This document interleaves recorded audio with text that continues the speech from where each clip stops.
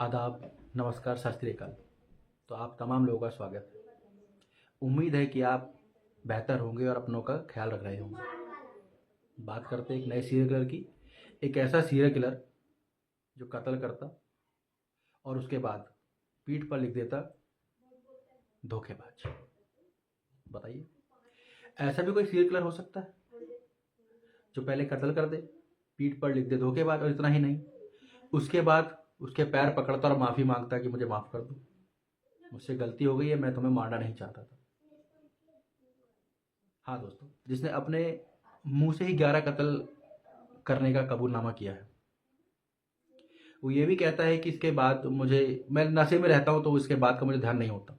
यानी ये गिनती 11 से भी आगे हो सकती है। अब होता क्या है, ये कौन है, कैसे सीरियल किलर बना, इसने 11 कत्ल किए, क्यों किए, क्या कहानी है, आप जानते हैं। पंजाब में एक करतारपुर के पास एक टोल प्लाजा है। तो वहाँ पर बराबर में ही ना एक पानी, वो जो चाय पानी दुकान होती है, चाय नुक्कड़, उसके मालिक की लाश पड़ी मिलती है, जो कि 37 साल के होते हैं। पुलिस जाती है, तफ्तीश करती है और चलता रहता है, डेढ़ घंटे ढूंढती रहती है, भाई ठीक है, किसने मारा, कैसे मारा।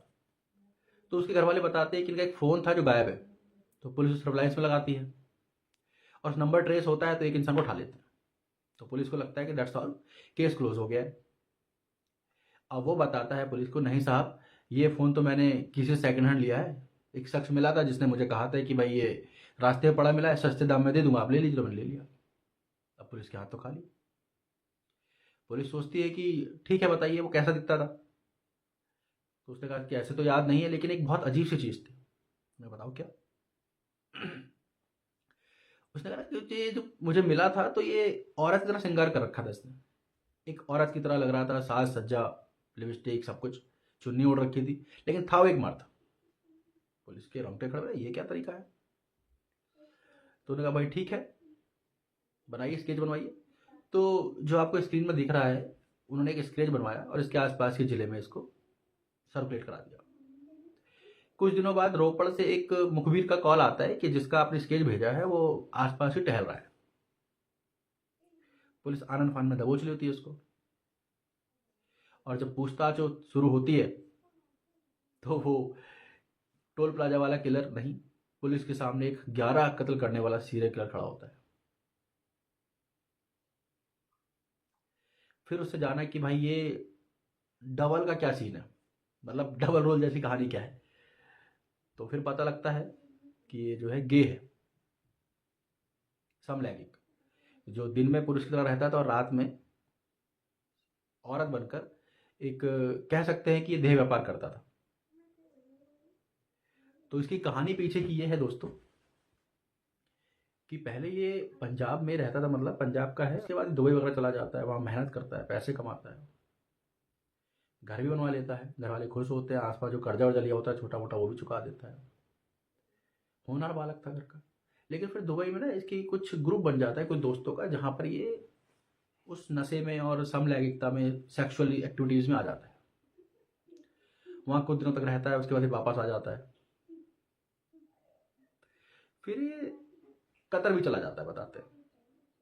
सब ठीक है, कोई बुरी आदत नहीं है, लेकिन धीरे धीरे नशा बढ़ जाता है। फिर वापस आता है और यहाँ पर छोटे मोटे काम ढूंढता है, गुस्सा करने लग जाता है, लड़ाई करने लग जाता है, इसके कारण परेशान हो जाते हैं। फिर बेदखल करने की नौबत आ जाती है, बोलते हैं कि भाई ऐसा हो रहेगा तो हम आपको घर से निकाल देंगे। मौका देते हैं, चलो एक ही लड़का है, क्या करें, लेकिन नहीं, वो नहीं सुधरता है। तो इसकी पत्नी, इसके 2 बच्चे भी हैं, तो इसको जो है घर से, इसके माँ बाप और पत्नी घर से निकाल देते हैं। अब इसके पास कोई ऑप्शन नहीं होता है, तो फिर ये देखता है कि इंडिया में जो है ट्रकों में सफ़र करते हैं वहाँ पर रात में, और इस तरह का धंधा करके अपना जीवन काटने लग जाता है। इतना पैसा मिल जाता है ताकि दारू पीता और गुजारा हो जाता। पुलिस ने चेक किया, इसके पास कोई हथियार नहीं, कुछ भी नहीं, कोई वेपन्स नहीं। तो फिर 11 कत्ल, और कहता है कि दारू के बाद मुझे, नशे के बाद कुछ याद नहीं रहता है। तो फिर ये कैसे याद रहता है कि माफ़ी मांगोगे और पीठ पर धोखेबाज लिखना नहीं भूलोगे। तो इससे पूछी जाती है तो ये बताता है कि ट्रकों में, मैं रात भर ट्रकों में आने वाले लोगों से लिफ्ट मांगता था, रेट फिक्स होता था, हम लोग बातें करते थे। और एक बार ऐसे ही होता है कि एक इंसान जो है उसको ले जाता है गाड़ी पे, और तय फीस से, तय पैसे से कम पैसे देता है। मतलब ज़्यादा पैसे नहीं, 200-300 में 50-100 रुपये ऊपर नीचे भी, लेकिन उसको लगता है कि अगर तय कीमत से कम दिया है तो धोखा किया है, और वह अपने मफलर से उसका गला घोट कर उसे मार देता है। उसके बाद जब भी ऐसा होता है कि कई लोगों से ऐसा हुआ, लेकिन जिसने बिना कुछ कहे प्रेम से सौदेबाजी से पैसा दे दिया तो ठीक है, जिसने थोड़ा सा भी नोक झोंक की तो वह जान से गया।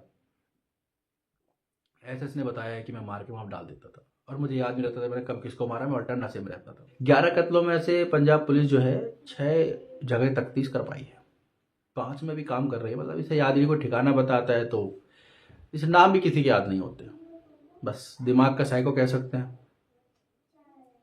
आप इसकी जुबान सुन लीजिए।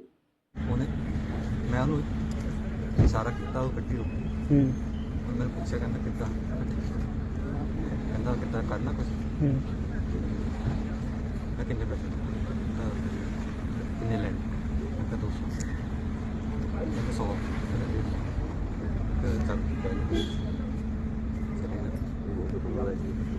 ਚੱਲ ਜਾ ਕੇ ਮੋਰੇ ਗੱਡੀ ਖੜੀ ਕਰਾ, ਧੁੰਦ ਪਈ ਹੋਈ ਸੀ ਤਾਂ ਗੱਡੀ ਕੱਢ ਕੇ ਪਹਿਲਾਂ ਮੂੰਹ ਨਾਲ ਕਰਾ ਪਿੱਛੇ ਵੀ ਮੈਨੂੰ ਪੈਸੇ ਨਹੀਂ ਦਿੱਤੇ। ਮੈਂ ਗੱਡੀ 'ਚ ਉਤਰਦਾ ਨਹੀਂ ਸੀ, ਮੇਰੇ ਧੱਕਾ ਮਾਰ ਕੱਢਦਾ ਸੀ ਬਾਹਰ, ਫਿਰ ਪਿੱਛੇ ਡੰਡਾ ਕੱਢੇ ਮੇਰੇ ਸਿਰ 'ਚ ਮਾਰੇ, ਫਿਰ ਵੀ ਦਿੱਤੇ ਪੈਸੇ। ਫਿਰ ਕਹਿੰਦਾ ਜਦ ਵੀ ਮੈਂ ਮਾਰਿਆ ਚਪੇਟ 'ਚ ਮਾਰੀ ਉਹਦੀ, ਫਿਰ ਡਰ ਗਿਆ, ਮੈਂ ਵੀ ਕਾਲਰ ਫੜਿਆ, ਸਾਡੇ ਇੱਥੋਂ ਪਾਈ ਉਹ। ਕਹਿੰਦਾ ਚੱਲ ਗੱਡੀ 'ਚ ਬੈਠ ਕੇ ਗੱਲ ਕਰ, ਕਹਿੰਦਾ 2 ਵਾਰੀ ਕਰ।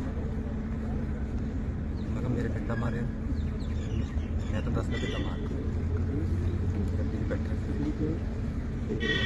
ਮੈਂ ਤਾਂ ਮਫਰਲ ਸਿਰ ਤੇ ਬੰਨਿਆ ਤਾਂ ਮੈਂ ਉਹ ਲਾ ਕੇ